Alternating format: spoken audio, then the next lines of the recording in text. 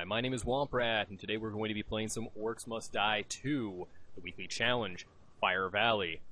Now, normally I would say the weekly challenge 22, however, as of last week, week 21, they decided that they were not going to be doing new weekly challenges, and they were just going to re-roll all of the old challenges. So we're starting back at challenge number 1. So this is challenge number 2. And I had no idea that any of this had actually happened until I was looking at the forums and seeing people asking, why is there no weekly? Why is it not new? And it came to light that it's just going to cycle through. Now, you can look at it as a bad thing, or you can look at it as a good thing. And I'm going to look at it as a good thing. I know it myself, I didn't start playing these weekly challenges until week 13 or 14. So, for me, it's a chance to go through and play these challenges that I never got a chance to play. And I know that recently, we just got off of a Steam holiday sale. I know there are a lot of people who bought Orcs Must Die 2 for 75% off. They're going to get a fresh start at these challenges, and they're going to be able to go through 1 through 20 and just have a blast. Something I'm doing a little bit different this video is I'm actually going through this on my first attempt. I have not run this level before. This is my first go-through. All I know is that I want to go through and get Manaless and Untouchable. So, you'll notice I've been spacing out my Brimstone. The reason for this is if you clump it up, the Orcs have a tendency to continue forward and trip that specific trap, and you end up using 2 traps to kill 1 Orc when all you really need is 1. So we're not playing too fancy yet. I just kind of want to get a feel for how this level works. So we're just using Brimstone because it seems to be the most efficient way to kill these Orcs. I have some ideas of how I might end up moving the level. We'll see as time progresses. Now, this isn't to say I've never played this level before, it's just I've never done this challenge. Personally, I hate this level. It's one of my least favorite. But we're going to go ahead and run around after every wave and pick up our traps. It's just fairly efficient. Now, having gone through... okay, that's a little bit close for comfort. Having gone through this in story mode makes the challenges a little bit easier because you get the idea of what's going to be coming at you as far as wave progression goes.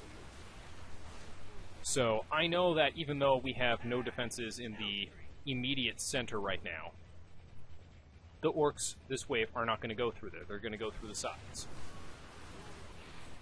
Once you see them move toward either the middle or the sides, you know that they're going to end up doing that. I think later on they come through all of them, but for right now, we're just going to,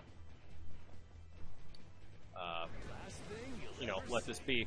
Now, I'm going to start setting into motion my plan. Now I know, why don't we just kill this Orc? Now, I've often been told I'm a little crazy, and I think a little bit unorthodox, but this is going to be one of those unorthodox things. So, you can see how much of a melee arc those Orcs have. He has now put a hole in those barricades. Let's go ahead and grab our Brimstone. Alright. Now let's make sure that we don't have any extra traps laying around. Okay, it looks like we're good. So, we now have a funnel, and all the Orcs are going to come through this. They're not going to try to attack the other barricades when they run into them. They're just going to try to come here now. They'll run their normal course, they'll hit the other barricades, and then they'll realize, oh, there's a way through. So, yeah. We're just going to go ahead and set up some archers, get some brimstone, some arrows. If I have enough money, maybe we'll put in a flamethrower or 2. I don't know, let's just see how this goes. Like I said, it's a little bit of a different video. just giving you an insight as to how I normally do these levels. This is what I do. I go through and I look at what works, and I slowly subtract from it if it works. So if this ends up being a good strategy, we're going to go ahead and fine-tune it and dial back the amount of traps needed. So far I feel pretty comfortable with this, but I'd like to have just a little bit of a safety net in case we need to kill something that gets back here. Now, I am going for Untouchable and Manaless, and the Untouchable is why I'm not really out there. I don't have anything to fight them with.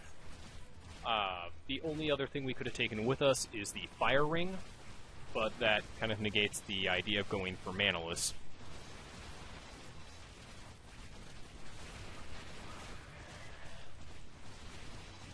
Just gonna go ahead and let these guys funnel in.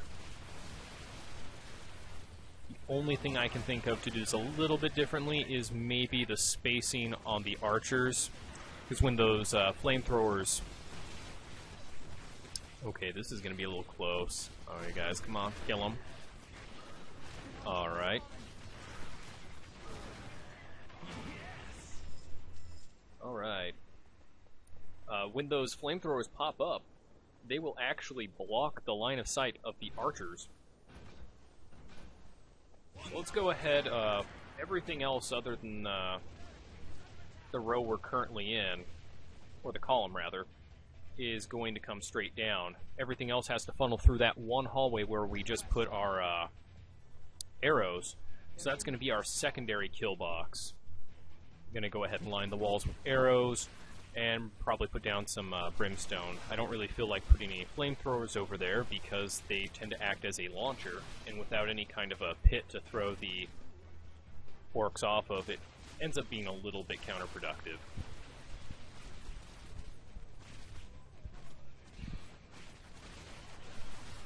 So one of the things I want to know from you guys watching out there is, since this has already gone through its cycles, I've not done these levels. Do you still want to watch me play through these levels and show you guys how to get 5 skulls and high scores, or should I focus my time on my trapless experiments, or should I look into something entirely different? I want to know, so go ahead and leave me some comments so I can get an idea of what you guys are interested in.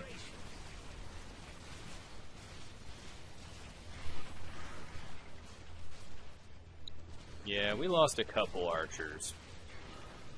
It'll be okay, though.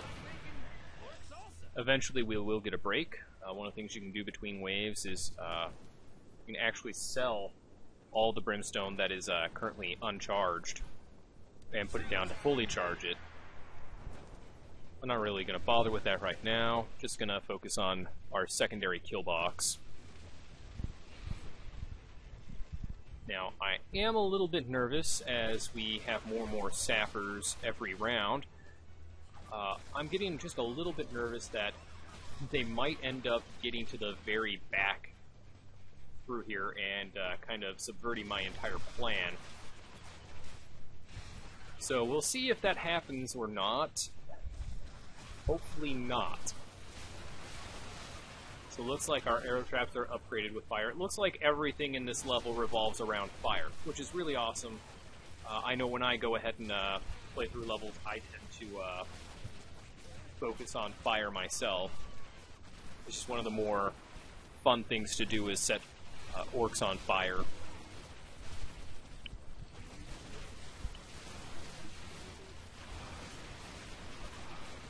I think the highest combo we have so far is a ×4. I'm not really too worried about combos. I think the majority of our points are going to come from getting Manaless and Untouchable. Now this is always the nerve-wracking part right here. Oh my... Oh, we are so lucky. Alright, so next wave, go ahead and pick that up. Put this down. Yeah, looks like they are attacking middle, which means if middle goes, they are going to be coming to the last line of defense next wave. which thankfully is the last wave. Now, I'm going to go ahead and set up some kind of last defenses here, just in case, because I have no idea what's coming, and I'd rather work backwards from a success than work forward toward it. So, let's go ahead and put Archer there. I don't have enough money. One more Archer should help.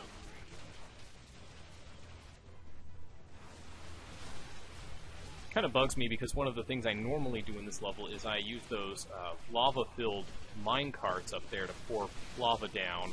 I have no way to trip them. I suppose if you use the fire ring, you could, in theory, set up more times 4s and possible times 5s, but I'm just not sure how much extra that would actually end up being. Times 3 is 200 points. Oh, well, we got a times 5 there. Not sure how that works. Falling off the top of my head. Alright, yeah, that was just everything hitting them. Getting just the right amount of everything.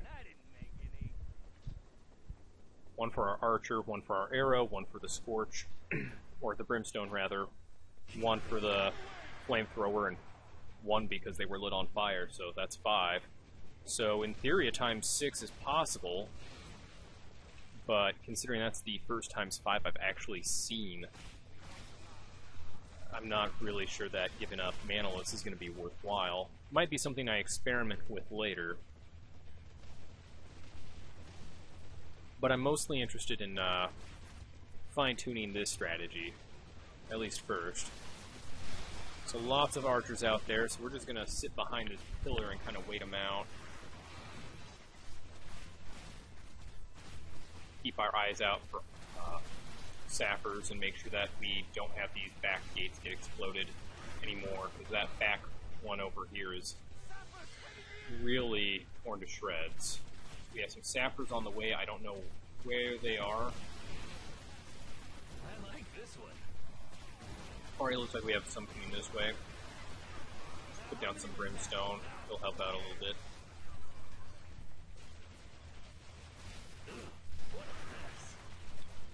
Looks like that's it for sappers. Now we just have to make sure that things don't get through here. Now, while the barricades are gone, everything else is coming from those other columns, and they're just going to take a sharp left-hand turn around that corner and just walk on our traps. So I'm not really too worried about putting down any more traps. The money we have is going to get put into score. And that's it. That's the level. So let's go ahead and see how well we did. I'm kind of curious. 4 skulls, just short. I'm guessing that we're probably over par time, and yes, we are by about 39 seconds. However, we did do it without getting hit, though we didn't get the untouchable bonus because we went over par. So if we could refine that, we'd be up an extra 50,000 points. Not bad. As always, feel free to adopt and adapt this strategy. I know I'm going to be working on it. I believe there is a 5 skull possible here. Until next time, guys, I'm Womp Rat, signing off.